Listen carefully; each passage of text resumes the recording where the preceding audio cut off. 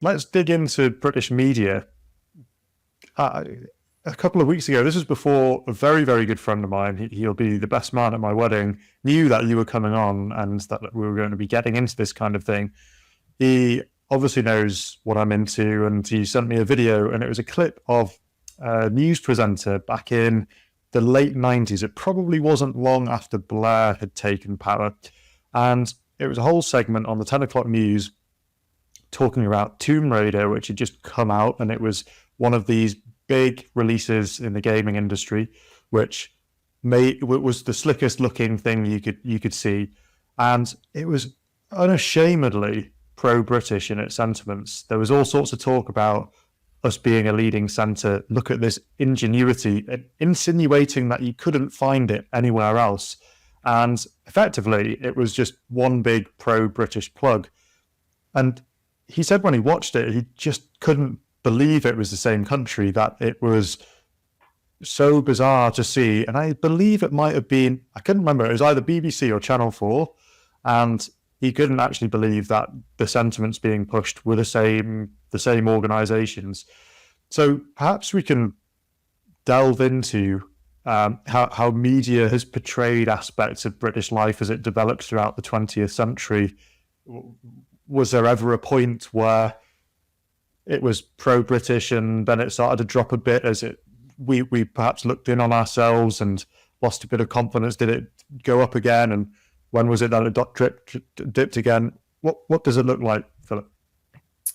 I think there have always been elements of anti-Britishness, and there's always been a communist party that's always worked to varying extents of success.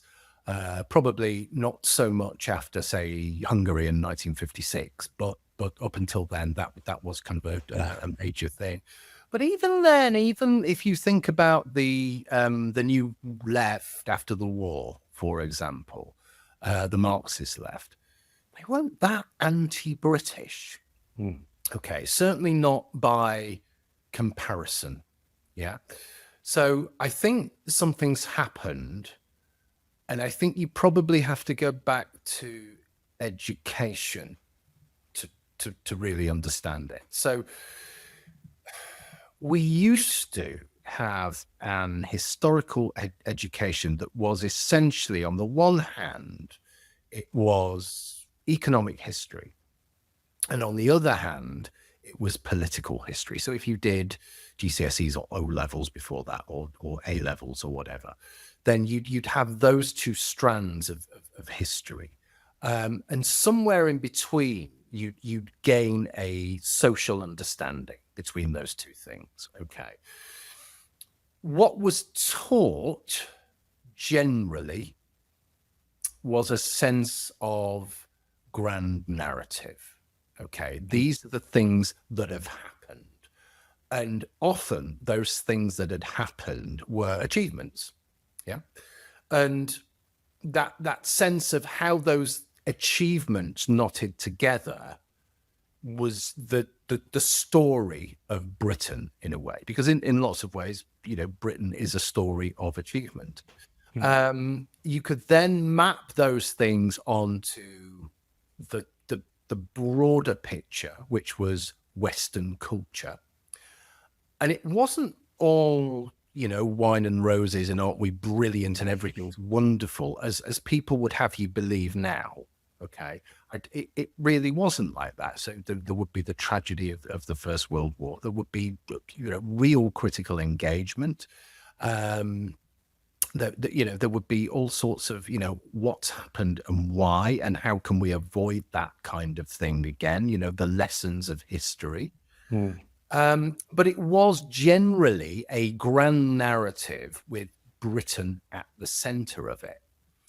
Then certainly by the middle to late 60s and into the 70s, and my God, very much into the 80s, this is earlier than most people think, we were seeing a sense of deconstruction, right? And this idea that, okay, let's not think about the grand narrative. Let's think about what we might call micro narratives. Okay. And let's think about particular groups of people and particular things.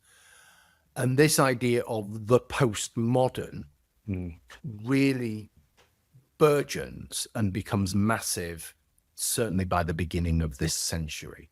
Now, there's nothing wrong with looking at detail, okay? And there's nothing wrong with being critical.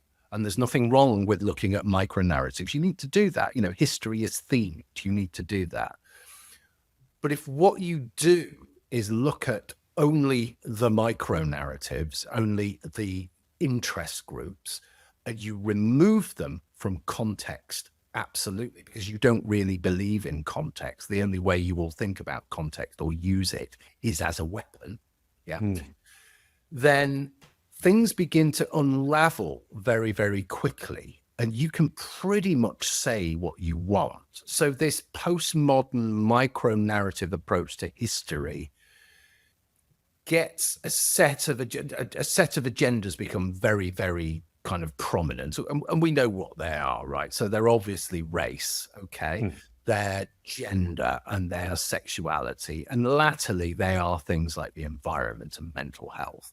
But those things are essentially framed as anti-British. They don't need to be, but they're framed as anti-British. They are a way of they are tools for decolonization. They are tools of anti-Westernness. And somehow they have completely supplanted, they have completely we've thrown away that grand narrative, and in its place we've got this set of micro narratives that do relate to each other, but relate to each other in ways that are fundamentally anti-British and anti-Western. And I think all of that stuff has then gone into media for very, very obvious reasons. Well, technology is a massive reason why, okay, because we're using technology now. We can get to potentially a huge audience here, okay, and we couldn't have done this 20 or 30 years ago, right? Social media is the driver there. But also because people are now of age and have been for a long time who know no different, okay? Talked about education before. I've very regularly come across students in several institutions that I've worked in. I'm not going to mention any institutions in this podcast, but several institutions that I've worked in who couldn't give you the dates of the Second World War, for example. Okay, now that's not because they're stupid or they've got a low IQ or anything like that. It's just they've never been told, right? They've never been told. So there's a sense that media is going to reflect all of that stuff because media is a product of all of that stuff. Yeah. And if you look at we're talking about comedy in particular. I was talking about comedy the other day. There is just no comedy now, right? And if you compare the comedy today, which is basically someone pointing a finger at you and telling you either how terrible you are because you're white and male, or how brilliant you are because you're of color and trans, and how terrible Britain is. That's comedy today. If you compare it to comedy of only 20 years ago, it's hugely different. So the change, while it's been a long time coming, has also happened very quickly. It absolutely has. When you brought up comedy, it brought me straight to a conversation that I've had repeatedly with my fiance, and I don't watch a lot of television. So when I say, yeah, okay, let's watch some television, I have started to insist that we watch reruns from a pre-social media era and potentially even pre-noughties, but certainly pre-social media. And a great example was we watched Blackadder together, the Rowan Atkinson series, which started in the 80s. And that is certainly no voice box for the establishment. In fact, it is an anti-establishment program, but it gently lampoons our institutions and key figures. And it doesn't do so in a political way. It mocks the idea of backwardness in many respects and the abuse of power, but in an incredibly typically British funny way. You can see the whole national character in there. And whilst I didn't find the next Rowan Atkinson series anywhere near as funny, my fiance loved it, but there's a few parts that were amusing. The Thin Blue Line is another example, and that in that they'd brought a Muslim police officer in, and she showed her hair, she wore skirts, she